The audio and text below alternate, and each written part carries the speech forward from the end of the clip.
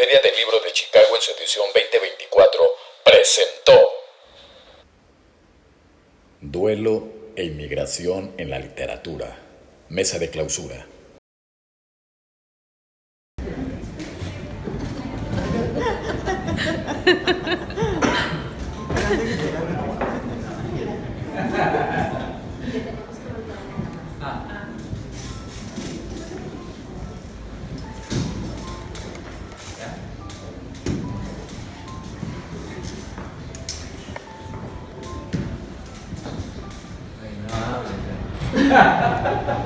¿Qué te están riendo?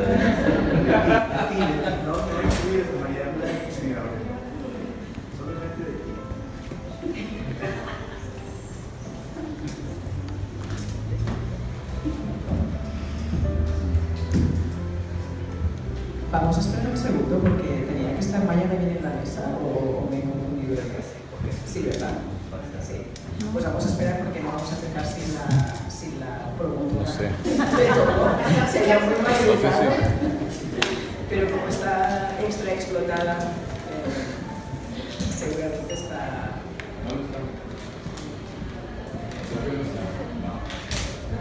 Está tomando un poco de aire. Sí, no va a estar Maya en esta No va a mesa. estar Maya, ¿de acuerdo? Lo siento. No hay problema. Ya está. Adelante. Gracias. Pues buenas tardes y gracias por asistir a la última sesión, la sesión de cierre después de 3 días tan intensos. Y quizá tengo que explicar qué hago yo aquí con este evento. Soy compañera de Verónica, que es una de las organizadoras, y sabe que soy extra fan de Brenda Navarro. Y a partir de hoy espero ser también fan vuestra, que puedan comprar vuestros libros, que no me habían llegado todavía. Pero entonces dijo, claro, voy a proponerle a ver como un regalo para mí estar en esta mesa y además sobre migración y duelo, que son también dos temas que yo trato en mi escritura. Yo no escribo en español, escribo en catalán. Y tenía sentido, ¿de acuerdo?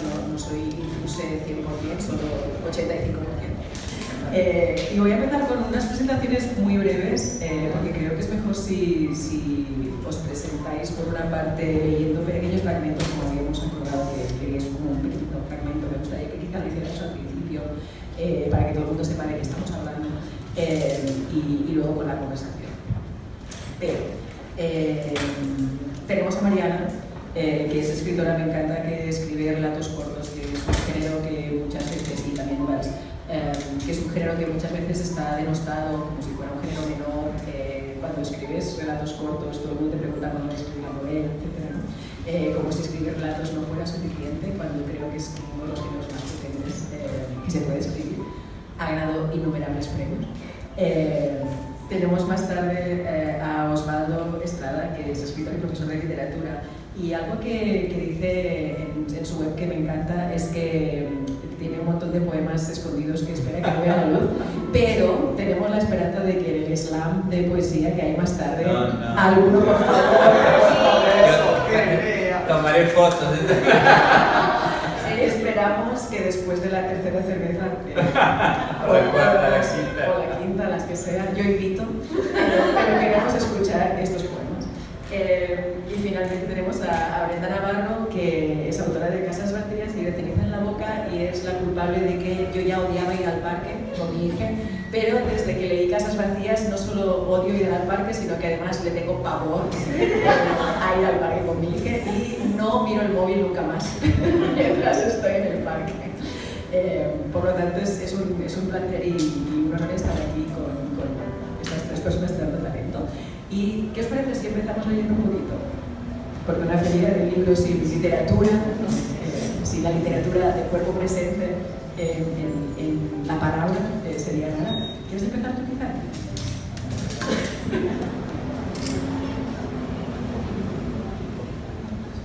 Vamos a decir como 5 minutitos, pero 5 minutitos como suizos, no mediterráneos o caribeños, ¿de acuerdo? Exacto. Bueno, ¿qué tal? Muchas gracias por la invitación, gracias por estar acá. Les agradezco a todos ustedes. Les cuento un poco por qué elegí este texto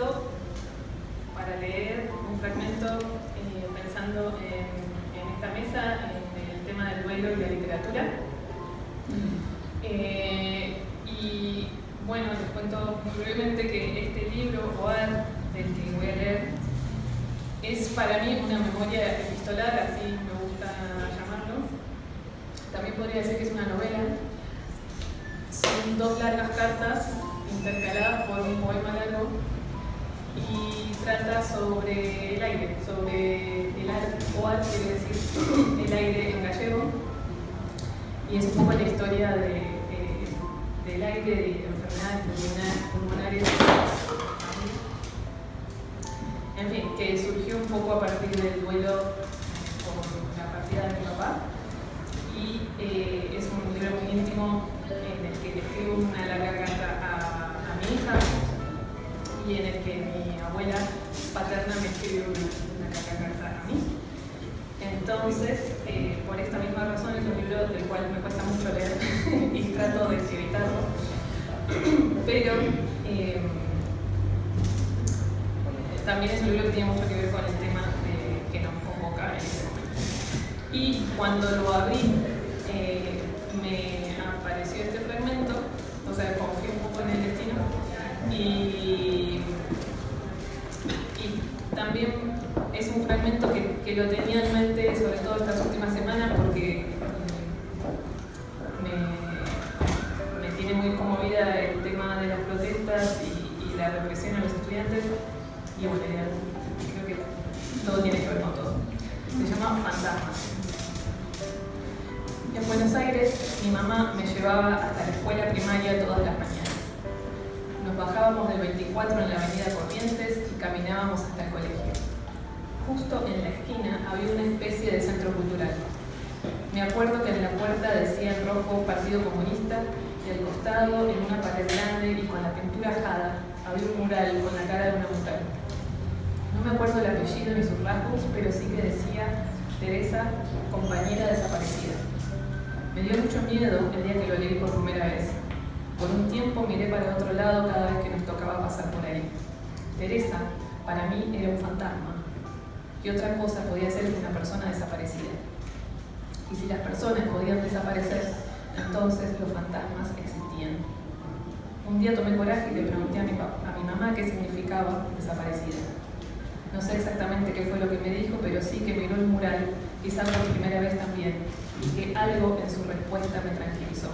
Volvió a poner esa cara y ese nombre en la dimensión conocida, donde la gente no tiene la capacidad de desaparecer, pero sí de morir. Al evocar ese mural, ese rostro y esa escena, me doy cuenta de que algo de esa misma curiosidad, de ese mismo miedo y de esa necesidad de entender siguen presentes en mí. Pienso también que ese mural me educó. Aquella pared gastada con una historia inscrita, como tantas otras por las que una pasa de largo sin prestar atención en la vida adulta, cumplió una función social. Me enseñó quién había sido Teresa, qué le había pasado y que como ella, muchas otras personas también habían desaparecido en mi país, en mi barrio, en mi cuadra. Dicen que los fantasmas en la literatura siempre vienen a reclamar justicia. La imagen de Teresa o la llana evocación de su nombre y de su historia, como la de otros miles de desaparecidos que se siguen evocando o invocando en cada marcha, en cada mural, en cada novela, en cada película, en cada foto, también reclaman aún resignación. Algo de este mensaje viene ahora otra vez a mi memoria cuando pienso en la escuela secundaria y recuerdo también todo el protocolo que debíamos cumplir antes de ir a una marcha. No importaba si marchábamos por el boleto estudiantil o en contra de los ajustes del gobierno de Menem. Con una disciplina aprendida no sé dónde ni cómo, nos reuníamos en el hall del colegio. Alguien se encargaba de circular el papel en el que todos debíamos anotar nombre completo, número de documento y un teléfono de contacto. Debíamos también permanecer juntos todo el camino, desde la salida del colegio hasta la llegada a la plaza. Caminar siempre detrás de nuestra bandera, no separarse del grupo sin avisar. Cuestiones que teníamos naturalizadas. Así era que se marchaba en un país donde habían secuestrado, torturado y asesinado a estudiantes. Mi adolescencia transcurrió en los 90 y mientras aprendía lo que había pasado, apenas unos 10 años atrás, mientras ganaba cierta conciencia política, aprendía también que los perpetradores estaban sueltos, que cualquier víctima podría encontrarse con su torturador en la panadería, que una madre podría sentarse al lado del asesino de su hijo en el colectivo. La justicia no existía y por lo tanto nosotros debíamos seguir escribiendo nuestros nombres en un papel intentando fabricar un certificado contra la desaparición. Que estas memorias, estas palabras y estas imágenes mías te enseñen lo opuesto a desaparecer.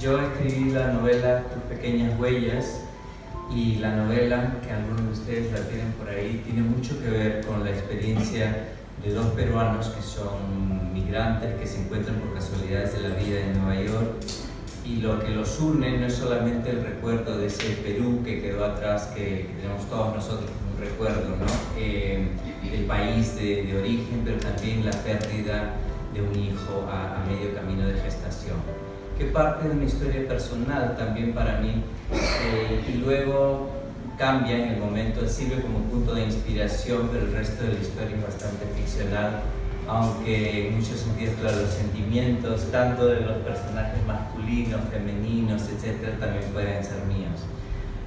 Así que, como el panel tenía mucho que ver con migración y con duelo, escogí un momentito de la novela, y todos estamos en esas épocas que necesitamos lentes ahora, así que voy a tener que usar los míos también. Pero he escogido un momento en el que uno de los protagonistas está en un momento como de reflexión. Hay una canción que escucha como canción de fondo, no sé cuántos de ustedes han escuchado esa canción, que es Uno se despide de las pequeñas cosas, ¿no? Y en algún momento pensé ponerle las pequeñas cosas y terminé poniéndole las pequeñas huellas al libro, porque tiene que ver con estas huellas que dejan estas criaturas que a lo mejor no llegan a nacer, pero también las huellas que dejamos nosotros, los inmigrantes en este país. Así que voy a leer un trocito de esto. ¿Saben lo que es perder algo? Ustedes nos dijeron que volveríamos en un año y ahora dicen que no saben cuándo. Entiende, hijo, las cosas no son tan fáciles. ¿No te acuerdas lo difícil que fue salir del Perú, conseguir pasaportes, todo el dinero que gastamos? Le prometí a Julia que iría en vacaciones.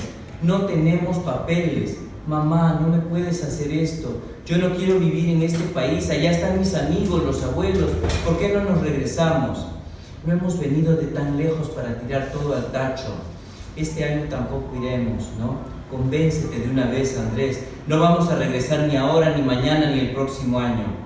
Sabe lo que es caminar con las manos en los bolsillos, arrastrando los pies, con la mochila cargada de libros y ganas de no volver al high school.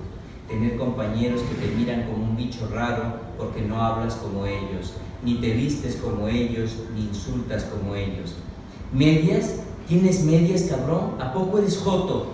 Aquí los hombres llevamos calcetines, puto, pinche peruano. ¿De dónde sacaste ese suéter con esas chingaderas? Es una chompa de alpaca. ¿Chompa? Aprende a hablar, hijo de la chingada. Si quieres sentarte aquí, no te pongas esas madres, ni digas esas tarugadas. Sabe lo que es deshacerse de sus palabras. Ají, palta, chancho, choclo. Habla bien, cabrón. En la lengua de ellos solo existen los chiles, los aguacates, el puerco y los elotes. Sabe lo que es extrañar sus comidas, el caucao, la carapulcra, el tallarín saltado, y aprender a comer las enchiladas que reciben los estudiantes de bajos recursos en la cafetería, o las chalupas, los burritos, los nachos, a veces enmoladas o molletes, un cartoncito de leche, una galleta de cacahuate. Sabe lo que es mirar al cielo a la hora del recreo con ganas de que llueva por días o por años, que no avance el reloj en ninguna de las clases, abrir los libros que le prestan en el colegio y no entender nada, contener las lágrimas cuando intenta hacer la tarea, buscar con odio palabras y más palabras en el diccionario, tardarse 3 horas para escribir una página. Sabe lo que es perder algo: la casa, el barrio, la lengua, la fiesta de promoción con Julia, dejar que una parte de ti muera cada rato. Pero esto duele más, no se comparte con nadie, ni con el vecino, ni con los amigos del trabajo, ni con los parientes siquiera. Es un luto privado. Gracias.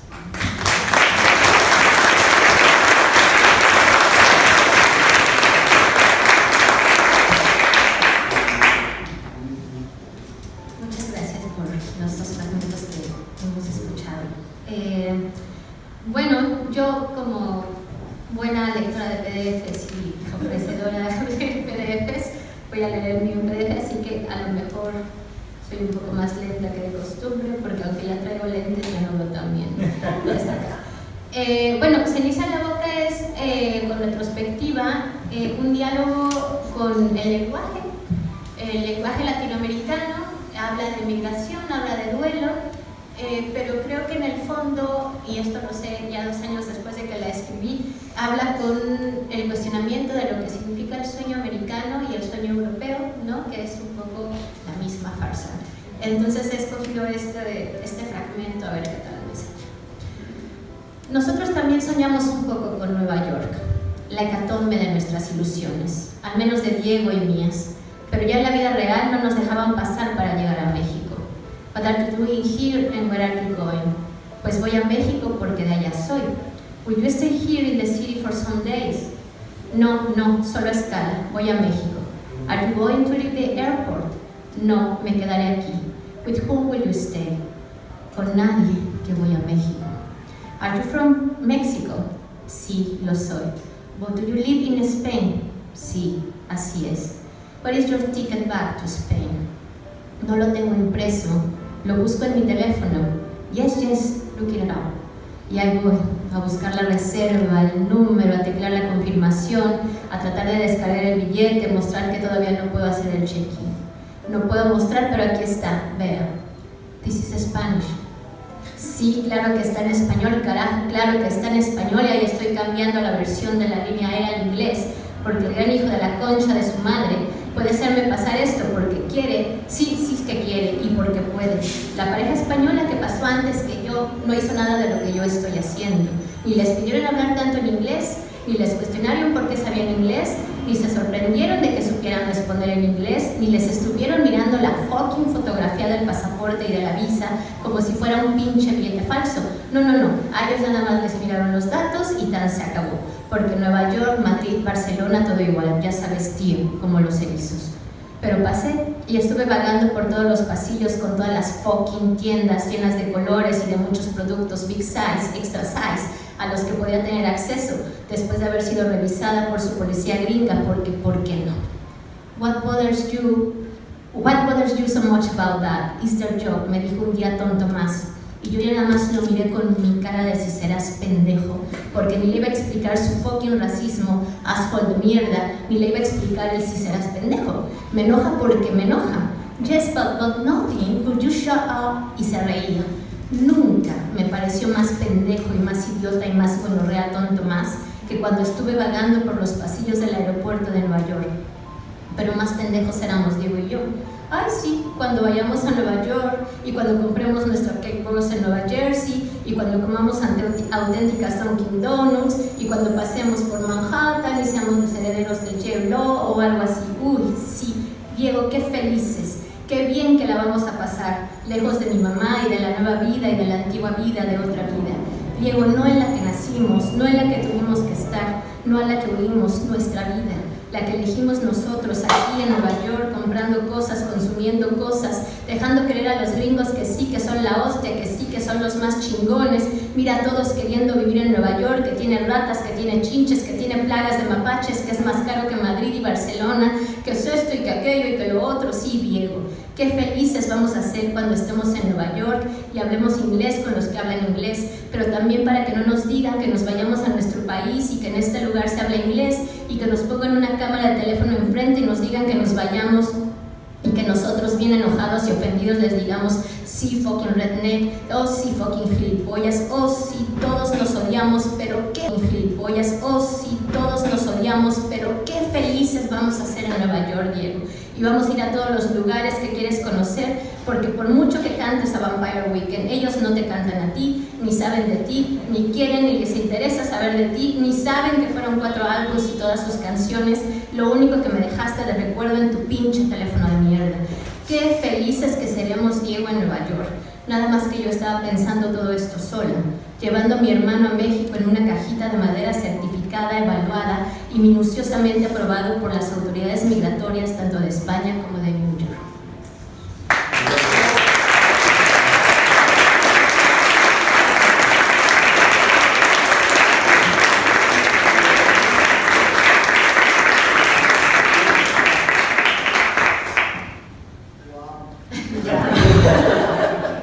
Pues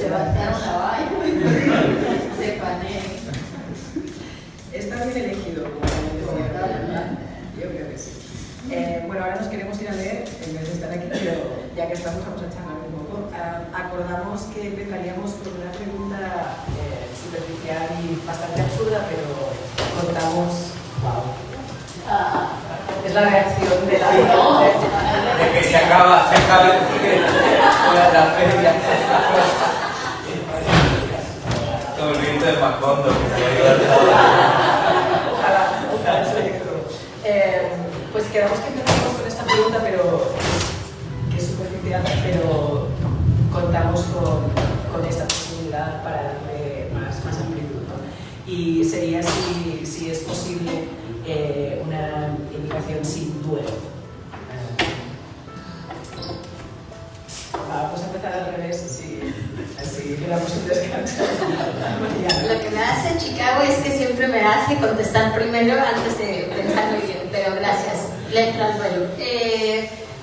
Yo creo que no, o sea, yo creo que todo movimiento y toda transición y todo pensamiento transitorio nos hace sentir que nunca más vamos a ser las mismas personas que fuimos y que además me parece que justo cuando nos movemos de nuestro lugar de origen, sea un barrio, una ciudad o un país, o crucemos un océano, de lo que nos percatamos un poco es que obtenemos como estas gafas, como dicen las feministas, cuando nos ponemos las gafas moradas y empezamos a ver las cosas de forma distinta porque ya logramos entender las opresiones, la forma en la que nos etiquetan, la forma en la que nos generan una identidad de la que probablemente nosotras no sabíamos que íbamos a entrar dentro de esa identidad. Ya esas gafas se vuelven como lentillas, bueno, como lentes de contacto que ya no te puedes quitar y entonces ya ves la mirada, la vida de una distinta manera. Y es un duelo porque lo que te hace sentir es que ya no te puedes hacer pendeja, ¿no? Como ya sabes que ya no hay vuelta atrás, ya sabes que tienes un conocimiento que se ha sumado a ti y que tienes que hacer algo con eso, en tanto vida personal, pero también como en performarte frente a una sociedad además que te está exigiendo que lo hagas todo bien, que seas una buena ciudadana, que te tienen que exigir ciertas cosas para ser ciudadana y que tienes que ser como el ejemplo, ¿no? Es como decir, para ser persona tienes que ser la mejor persona, ¿no? Y cómo puedes vivir eso sin un duelo de saber que ahora tienes que performarte y sonreír y ser la mejor persona del mundo mundial, aunque en la cabeza estés diciendo si serás pendejo con Kim New York, ¿no?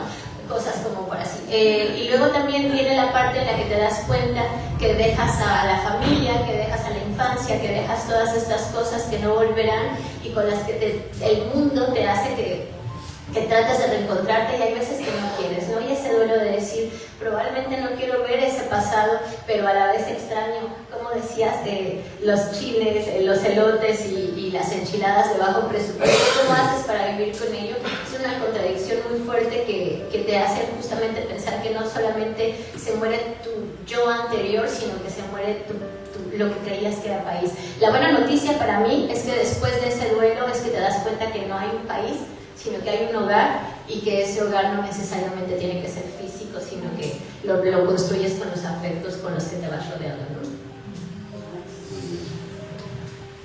Difícil hablar después de Brenda. Por eso era mejor ponerla al final. Venga, menos modestia, de aquí hay tela que contar. Es muy curioso, yo creo, el lugar que ocupamos todos los inmigrantes, porque siempre pensamos en términos de ganancia. Uno sale de su país porque quieres ganar mejores oportunidades de trabajo, de vida, para que los hijos tengan un mejor futuro, una mejor casa. Y a mí me llama mucho la atención siempre las familias trabajadoras de los Estados Unidos que, no sé, se sienten súper orgullosas de la tele gigante que tiene. Y mira mi auto, el carro, el coche que tengo, mira mis zapatillas que cuestan no sé cuánto, ¿no? Es como toda esta acumulación de bienes que realmente están cubriendo un profundo vacío que tenemos todos los que hemos dejado nuestro país. Como por ejemplo, voy a retomar algo de lo que has dicho, ¿no? El poderte sentir que no tienes que justificarte, el poder estar en un lugar donde no tienes que explicar que eres latino, que eres peruano, pero que vives acá mucho tiempo, que hablas de cierta manera, porque, o sea, en nuestros países éramos, punto, ¿no? O sea, yo nunca cuestioné mi peruanidad, por ejemplo, estando en el Perú. Aquí la cuestiono todo el tiempo, por muchas razones, porque mi español ha cambiado, porque ahora en convivencia con el español mexicano y cubano y centroamericano es una mezcla distinta, que cuando regreso la gente me dice, ¿de dónde eres? Y cuando voy a México me preguntan de qué parte de la República soy, y aquí no se sabe nunca de dónde soy, porque además mi español es muy estándar, como el español de un profesor. Pero son muchas cosas que uno pierde. Yo creo que no puede haber migración sin esa pérdida, como por ejemplo el que alguien pronuncie bien tu nombre en tu lengua, no tener que deletrear cómo se escribe tu nombre, cómo se pronuncia tu nombre. Son esas pequeñas cosas que recojo algo de esto en el libro, mucho de esto tal vez, que nos hacen sentir que hemos perdido algo importante, como las palabras, por ejemplo. Palabras que en México todo el mundo te entendería, y aquí tienes que tratar de encontrar, hablando de la mesa de traducción, tratando de encontrar equivalencias para que otra persona te entienda, las personas de tu alrededor. Y sin embargo, creo que después de un tiempo, esa zona del intersticio, ya el no pertenecer ni aquí ni allá, 100% tú estando en Madrid, nosotros estando aquí en Estados Unidos, llega un punto en que ya te acostumbraste justo a ese puente, a estar en el medio, y ahí te sientes bien, entre los dos idiomas, entre las dos culturas, y eso también es una ganancia, pero una pérdida, ¿no? Porque has perdido ese hilito que te conectaba, y que de vez en cuando aparece otra vez cuando escuchas una musiquita, cuando comes algo de tu país, cuando vas a la casa de alguien y recrean algo que te, por un instante, un olor te hace volver a casa.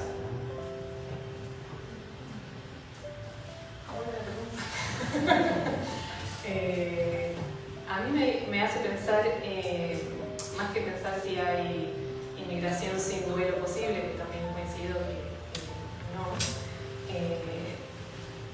Esa pregunta me hizo pensar en la escritura y cómo la inmigración, diría que mi escritura no surge a partir del duelo de la inmigración, o sea, como que le agregaría una palabra más. La experiencia del desarraigo, que para mí no solo empezó con el traslado a Estados Unidos, sino que empezó con una mudanza de Rosario a Buenos Aires cuando tenía 10 años, 3 horas de distancia, pero que era otro planeta, y que yo hablaba con un acento distinto, y que cuando volví a Rosario era la porteñita, y que cuando estaba en Buenos Aires, que, ¿cómo decís eso así? Entonces ahí empezó todo un cuestionamiento y un extrañamiento con mi lengua, con la lengua materna, con las variedades del castellano rioplatense que se hablaba en esa zona, y que después ese proceso se acentuó muchísimo más cuando me trasladé a Estados Unidos, y digo, creo que siempre escribí desde esa ausencia. Se me viene también es una frase de Silvia Moloy, que su libro que es así, que siempre se escribe desde una ausencia. Al llegar a Nueva York y encontrarme con todas estas otras variedades del español, y también cuestionarme, pero yo pensé que era argentina, pero ahora en verdad me siento más bien latina que ser latina o latinoamericana, como encontrarse dentro de estas nuevas etiquetas que vienen desde afuera,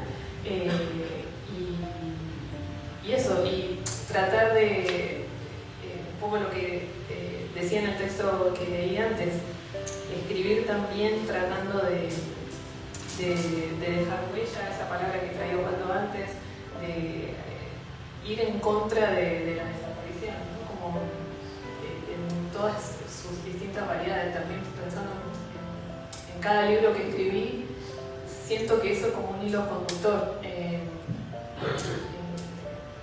Escribir como un certificado en contra de la desaparición. Querría retomar quizá un par de ideas que habéis dado los dos y que leyendo a Chimamanda Ngozi Adichie en su libro americano decía: yo me descubrí como negra cuando llegué a Estados Unidos y lo tuve como en Nigeria, entonces sí. Y también Maya Piña en uno de sus textos habla de descubrirse como mexicana y también como mujer a partir de llegar a Chicago. Y quería preguntar cómo es ese descubrimiento como parte de la alteridad. De repente te conviertes en la alteridad si no lo vienes ya en el lugar de donde venías, ¿no? Y me pregunto si puede tener también una parte de liberación desde aquí. Y ahora vamos a empezar con los dos. Uy. Pues fíjate, yo voy a empezar de una manera muy personal esta pregunta, porque me acuerdo que cuando yo antes de venir aquí era peruano, público, ¿no? Y me acuerdo que a la hora de poner la solicitud para ir a la universidad decía, ¿cómo te defines? ¿No? Y ponen una serie de cajitas, no sé si han cambiado mucho, pero era la primera siempre white, por supuesto, ¿no? Blanco. Eso es otra cosa, yo creía que era blanco en Perú, no, pero aquí ya no soy blanco, soy crema, no sé, otro color, ¿no? Pero white no era, tampoco era black, tampoco era hispanic, yo nunca había escuchado esa palabra.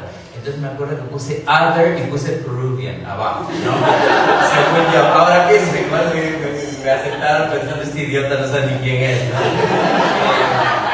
Pero todavía, fíjate, cuando estoy en Estados Unidos lo uso como tú, como un arma de empoderamiento. Me siento muy orgulloso de decir que soy latino en ciertos momentos, sobre todo si me van a dar una beca. Que me ven algo, digo, sí, latino yo, underrepresented minority. Trato de hablar con más acento para que me den lo que hay que hacer.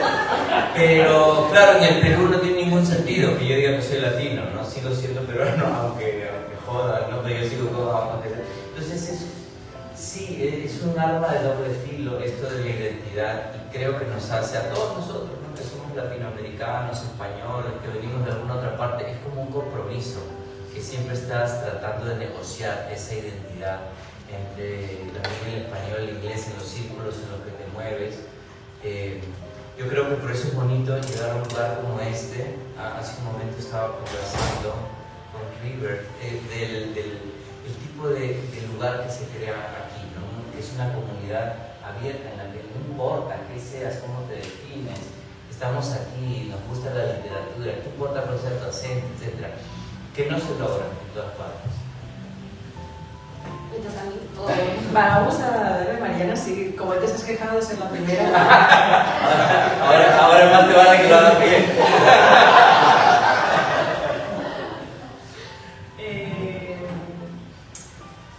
Sí, retomo un poco lo que estaba comentando antes. Es muy loco que estando en Argentina nunca me hubiera definido como, o sea, no pensaba en la categoría de ser latinoamericana. Y al llegar a Estados Unidos como que esa palabra tomó otro relieve. Y también, yo hace 15 años que vivo acá, la palabra latina o sea, es un invento estadounidense y no se usaba en ese momento en ningún país hispanohablante, y menos en Argentina nadie hubiera dicho soy latino. O sea, como es un término muy de etiqueta puesta desde afuera, ¿no? Pero también con los años me empezó a pasar esto de que siento que mi escritura, mi contacto con todas estas variedades del español enriquecieron mucho, no solo mi manera de escribir, sino también mis lecturas, mi recorrido como lectora. Estando en Argentina, hoy también hablábamos con algunos afuera, en los márgenes, de cómo dentro de Argentina, que creo que pasa en muchos de nuestros países, todo se vuelve muy endogámico y entonces leemos solo autores argentinos y las recomendaciones quedan ahí siempre dentro de un círculo. Y estando en Estados Unidos fue que empecé a leer autoras chilenas y eso será padre. Pero como ese contacto y esa mezcla creo que es muy rica y bueno, y al punto que el día de hoy Estados Unidos es Latinoamérica, o sea, estamos ya los bárbaros hemos llegado, ya lo dijo Ulises.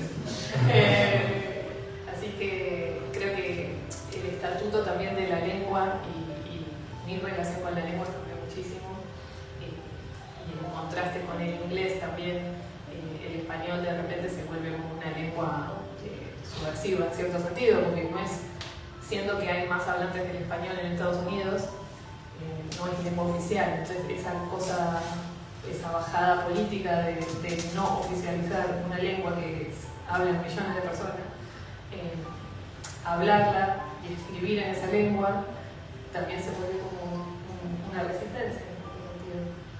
Me parece muy curioso que digas esto porque yo soy de Barcelona y mi lengua es el catalán y mi relación con el español siempre ha sido muy conflictiva hasta que llegué aquí. Y de repente aquí fue como, vale, esto lo puedo navegar mucho mejor, ¿no? que como imposición de un Estado que quiere ahogar mi lengua. Cuando estoy en un Estado que quiere ahogar otra lengua, es como, vale, pues sí, me siento como mejor hablando español, ¿no? No había hablado nunca tanto español como estas. Pero dices que eres española o catalana. Bueno, depende de cuánto rato quiera dedicarme a la cuestión. Si solo quiero comprar el pan, casi que no digo que soy española. Si quiero profundizar más, podemos hablar también de otras cosas. Pues ahora yo tengo miedo de mí misma, porque a ver qué tontería digo, después de todo lo que han dicho. Pues voy a contar como algunas cositas como para abonar a lo que se ha dicho. Hay un libro que a mí me gusta mucho que se llama Una casa lejos de casa, de Clara Obligado, que habla justamente de su proceso migratorio, de lo que significa un hogar, y hay una parte que ella dice que justamente cuando llegamos a la madre patria, que es España, nos damos cuenta las personas que hemos nacido en esta cosa amorfa que consideramos América Latina, encontramos que justamente este español latinoamericano es nuestra gran patria, ¿no? Y eso me gusta mucho y es a lo que me ha abrazado estando en España. En México soy Paulina Rubio, a partir de que vivo en España. En España depende también, ¿no? Un poco como tú dices, el contexto, pero generalmente hago un performance y digo que yo soy española, ¿no? Como un poco para provocar qué significa ser español, qué significa ser latinoamericano, qué significa ser mexicana, y siempre voy por ahí diciendo, ¿no? Bueno, ¿y tú eres mexicana? No, soy española, ¿no? ¿Pero qué vas a hacer tú española? Pues eso dice mi DNI. Entonces hay ahí como una confrontación siempre cultural que estoy haciendo dependiendo si estoy en Andalucía, digo que soy andaluza, ¿no? Es decir, siempre voy a ir provocando un poco porque me parece que detrás de estos conceptos en los que estoy de acuerdo de la latinidad, que quién sabe qué demonios significa eso, viene una cosa muy política que es el nacionalismo, ¿no? Y yo estoy como muy en contra de ello, lo he aprendido además muchísimo más en España. Yo antes, cuando saludamos la bandera en México, no me parecía anormal, hasta que llegué a España y fue como, ostras, ¿no? Como, wow. Entonces hay una performatividad siempre que voy haciendo y eso me ha dado mucha libertad, ¿no?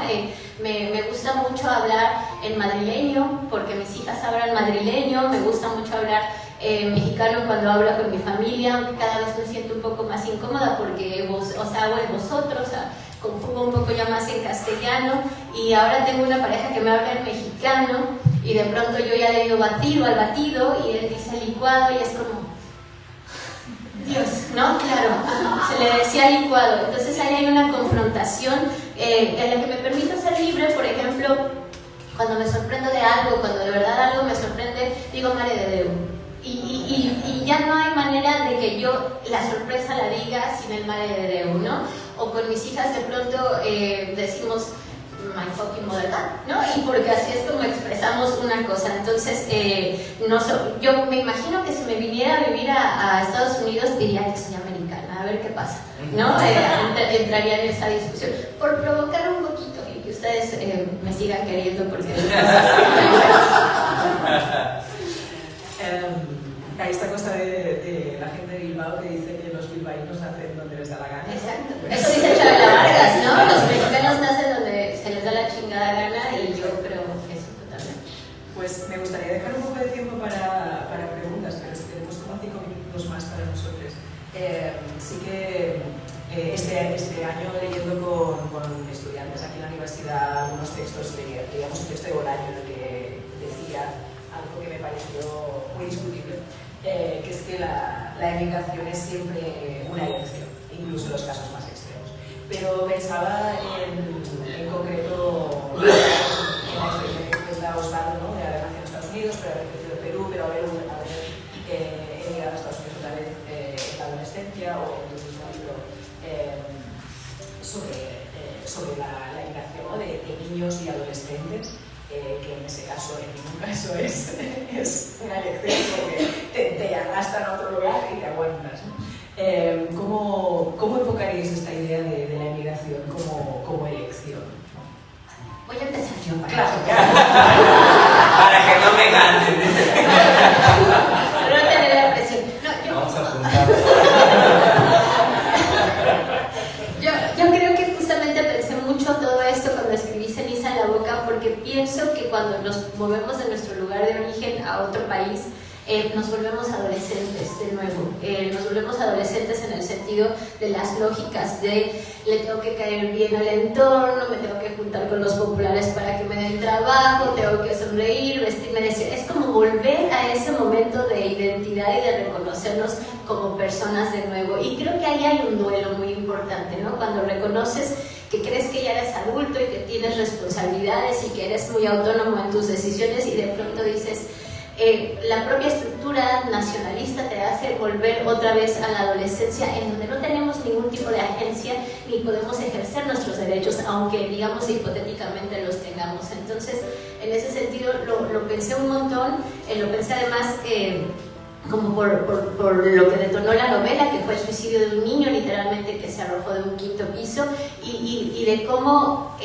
cuando una persona se suicida, pero pensemos en específico en la adolescencia para seguir construyendo la metáfora, como la adolescencia ahora mismo que decide arrojarse y hacer un acto político con su cuerpo y que su último acto de vida sea mostrarse muerto, nos está diciendo algo muy importante, no solamente sobre su propia muerte, sobre la adolescencia, sino justamente cómo miramos estos cuerpos sin agencia, sin derechos, porque como adultocracia que vivimos, como nacionalismo que vivimos, hace que justamente esta vulnerabilidad se inserte dentro de las migraciones, ¿no?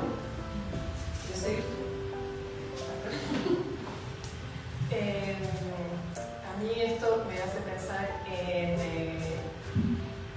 que estuve pensándolo bastante, el último año estuve escribiendo un texto sobre los lugares de la escritura y los desplazamientos, entonces lo tengo en mente. Y pienso que somos seres que nos desplazamos y pienso en el nacimiento como ese primer desarraigo, saliendo del vientre de la madre, y creo que desde ahí lo único que hacemos es seguir desplazándonos. Entonces sí, entiendo que es problemática la frase de Bolaño y que sobre todo hablar en Estados Unidos de inmigración como una elección es políticamente incorrecto y no me parece oportuno, pero sí creo que somos seres que nos desplazamos y también se me viene esta frase de Marguerite Yourcenar, que la voy a citar mal, pero algo así como ¿quién sería tan imbécil como para no darle una vuelta entera a la propia cárcel? Y como recorrer y explorar hasta dónde, hasta los límites, hasta lo máximo que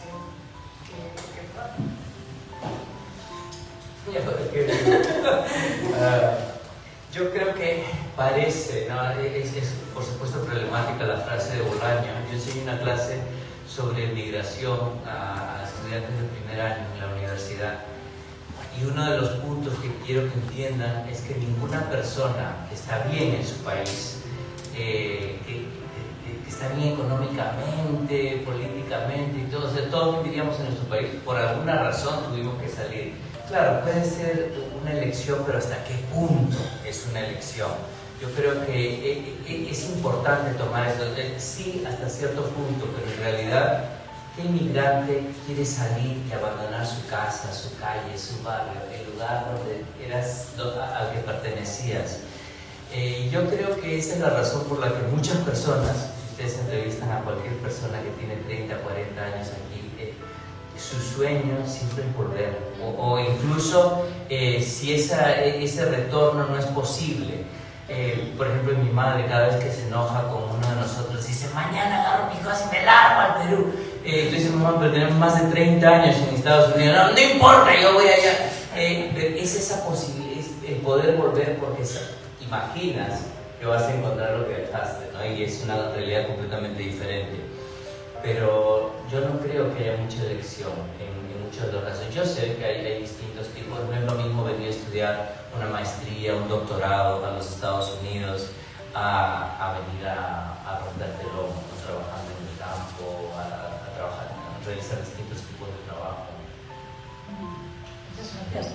Pues abrimos y preguntáis lo que os parezca. A ver, voy a ir. Hay algo interesante que acabo de nombrar, que lo oigo en las voces de ustedes. Los que han venido a vivir a este país es una elección difícil, por carencias, por falta de oportunidades, pero eligieron venir. Entonces, a pesar de los problemas que puede haber, aunque yo no soy inmigrante, pero mi hermano sí vivió 25 años en San Diego, 18 en Montreal, con una buena profesión, médico, sí le guardo un poco de gratitud con todos los problemas que haya a esta entrada que han hecho los que han venido a este país, porque lo eligieron y porque encontraron un camino mejor que el que dejaron ser, porque así hicieron. Siempre pensaba que es muy bueno tener que abandonar el país, por ejemplo, para salvar la vida. Pero yo creo, Aida, que aunque sea una elección, muchas veces no tienes nada detrás de ti y estás literalmente contra la espada y la pared.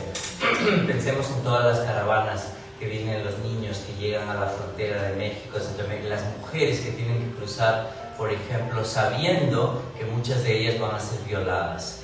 De las mujeres que llegan a cruzar, de 10 mujeres, es muy probable que 7 pasen por algún tipo de violación, y muchas de ellas de hecho toman anticonceptivos antes de empezar es una elección. Tú puedes decir, sí, fue su elección, ellas deciden, pero ¿qué tenían atrás?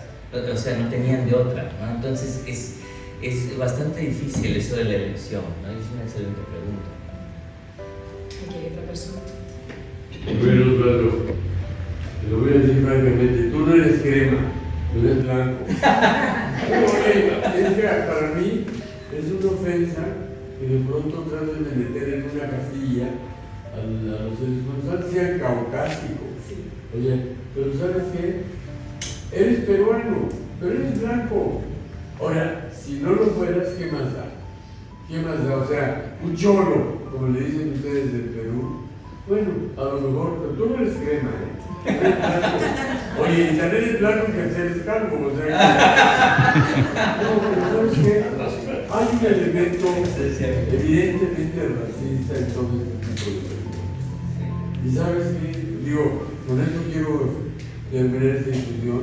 Yo digo, el porcentaje en el mundo entero de raza, de etnias, de todo, de tontos, de inteligentes, de guapos, de feos, es el mismo. O sea, que a mí no me van a decir que los alemanes son más inteligentes que un cholito. No, ¿sabes qué? La inteligencia, la capacidad humana no se puede juzgar jamás, ni por el color, ni por la etnia, ni por el origen. Y hemos visto en el mundo en general cómo que tiene los más grandes ejemplos de la humanidad, empezando por Martin Luther son gente que viene a gente de Gandhi, no sé, son muchísimos. Creo yo que en el fondo, ya no es problema nuestro, pero en el fondo ese tipo de preguntas a lo que tienden es efectivamente a la clasificación y a la discriminación. ¿Sí me entiendes? O sea, pero te lo digo de una vez, tú no eres crema, amigo, eres blanco. Yo, le gusta a quien le guste, no te estoy defendiendo, pero, y si fuera negro, ¿qué? ¿Sí? O cobrizo, o... No, es que eso no te va a dar tu valor. Esa es la parte que yo discuto, y te vuelvo a decir, el porcentaje de guapos, de inteligentes, de feos, de capaces, etc. En el mundo entero, no va a decir que un hindú porque tiene la piel más blanca, más negra, más oscura, es menos inteligente. Ya lo hemos visto los hindúes, los chinos, no sé. Ese es un prejuicio absurdo, que es una manera también de discriminar. Tenemos una última pregunta antes de cerrar. Una pregunta, yo quisiera saber, a partir de la discusión, ¿qué queda ese lenguaje previgatorio ahora aquí en Estados Unidos, después de tanto tiempo viviendo acá? O donde quiera que... ¿Qué queda ese lenguaje, digamos, de la premigración?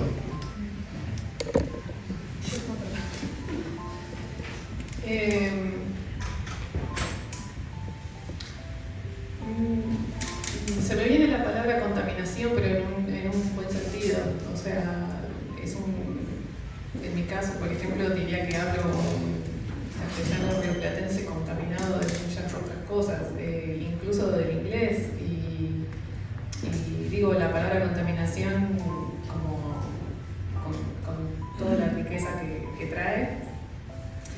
Y también lo siento como un impulso en el sentido de eso que falta, que es la lengua materna, la lengua del origen, la lengua de la infancia, que es como que se vuelve ese objeto que nos queda lejos, que no llegamos a tocarlo, no llegamos a ser eso que éramos cuando hablábamos esa lengua. Igual nos queda como eso, ese centro que falta, como ese hueco que permite también toda la escritura, ¿no?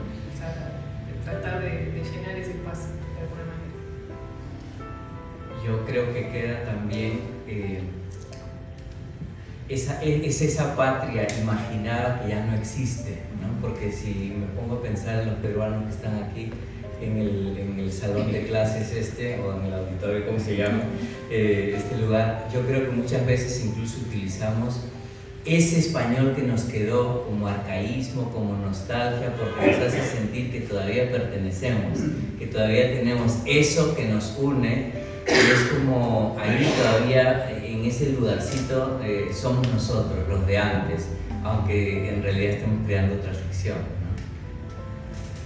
Estoy pensando en una antropóloga que se llama Valeria Mata, que tiene un libro precioso que se llama Todo lo que se mueve, y ella explica, les voy a decirlo muy mal y voy a ser muy rapidísima, lo prometo, explica que más que pensar, por ejemplo, en raíces, aquí haría la metáfora de lengua materna, hay que pensar en el rizoma, ¿no? En esta cosa que se va moviendo, transitando y que se va, digamos, enriqueciendo. Yo tengo un conflicto porque yo sé que mi mexicano va a morir en mí, ¿no? O sea que ya no va a haber quien hable como yo, que ya soy una señora anacrónica cuando va a la Ciudad de México, que mis palabras ya no resuenan en las nuevas generaciones, pero soy un poco optimista creyendo que justamente, pongámonos románticos desde la literatura, podemos seguir dejando como este tipo de semillas, no para enraizar, sino para generar rizomas y que el lenguaje se siga enriqueciendo como lo estamos haciendo desde nuestros lugares, ¿no?